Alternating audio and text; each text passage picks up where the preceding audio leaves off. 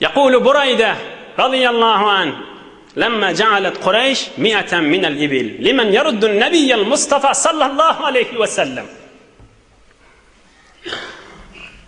Burayda diyen bir adam aydiye. Buraydan yaxşı gurrun ödert inşallah bun. Türkmen heme diye onun adına Burayda baba. Türkmen tanıyan adamsın mani. Burayda baba.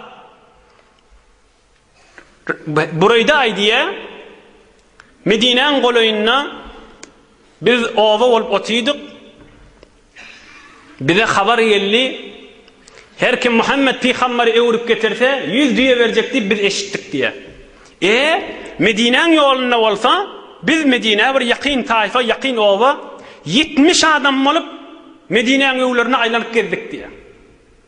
70 adam hemmesi öz taifam, öz ovamın adamsı diye. Burayda kim? Burayda tuşu 70 neferin reisi, başı, kethudati. Oham Resulullah can sallallahu aleyhi ve sellem de geliyor Medine-i Münevvere'ye yakınlak geliyor. Akşam karanqırak vakti evlerinden burayı da çıkıyor 70 nefer bilen.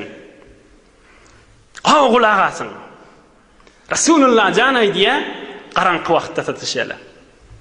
Burayı da evlerinden inne. Kepleyençileri, başları. Men ente? Kim olyan sen diye?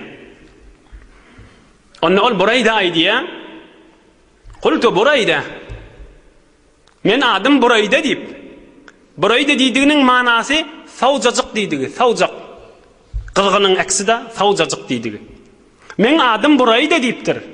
Feltefeten Nebiyyül Mustafa sallallahu aleyhi ve sellem ila Ebi Bekir'in Sıddık ve kâle berada emruna ve saluh. Adın neyme? Burayda. Aham Peygamberimiz Ebu Bekir Sıddık'a vakit aydıptır. Ey Ebu Bekir, mınnağıt adı gavı. Adımın savcacık, düşmanlığımız savıydı. Biz dost olduk bu adam bilen deyiptir. Şu an adından şikefi suyuculuk keplaveti ha. Adın neyme? Burayda. Burayda deydiği savcacık deydiği. Ey Ebu Bekir, mınnağıt adı gavı deyiptir. Savuk deydiği mın adı. Düşmanlık oda aramızda yok. Ateşe düşmeni aramızda yok. Savcak bolluk mınnağıt deyiptir. Aham Peygamberimiz ona aydıptır, sen taifan neyme deyiptir.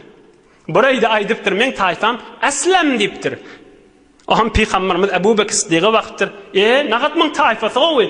Eslem selameti dengeliye, sağ bolluk, rahat bolluk deyiptir. Nağat oğudan taifan mı deyiptir ama. Bir ahlak neyme? Aham aydıptır Resulullah can, Eslem'in haysi böyle ünnen deyiptir. Aham Hazreti burayı da aydıptır. Eslem'in Beni Sehm'inden niptir. Beni Sehm, pay, seham. Aham Resulullah can Ebu Bekir Sıddık'a vakit aydıptır. Haraca sehmuke ya Ebu Bekir. Hay paylı oldun Ebu Bekir deyiptir. Boş kalmadın deyiptir. Nahat o adam mı deyiptir.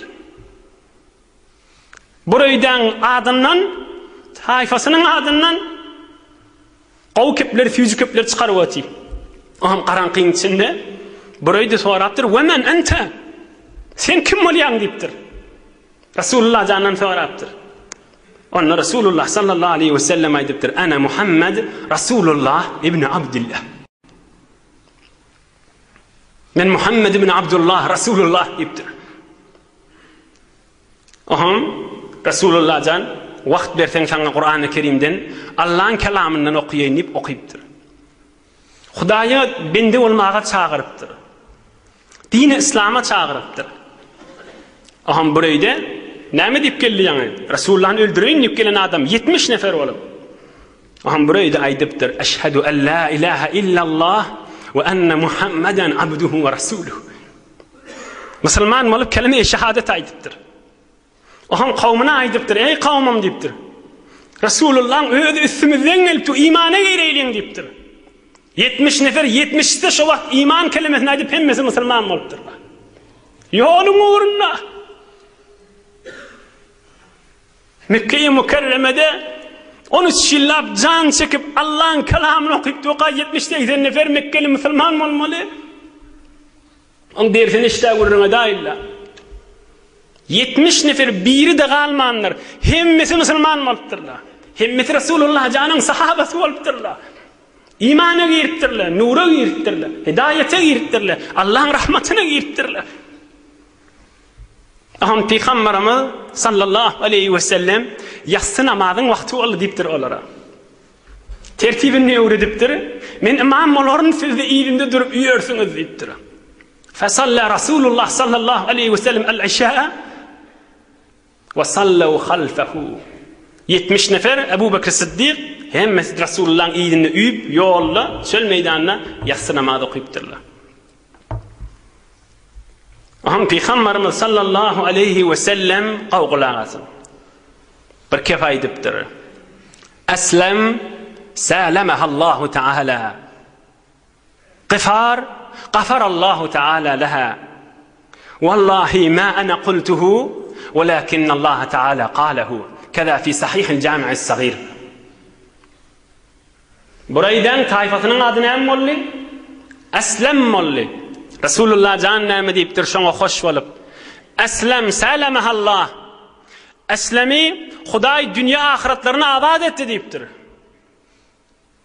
Eslem tayfany Hudaý dünýelerini berdi, ahiretlerini verdi bolan deyiptir. Ýygynden aýdypdyr. Men Muhammed andy içýän deyiptir. Şunu men aýdamak Hudaý aýdýar deyiptir.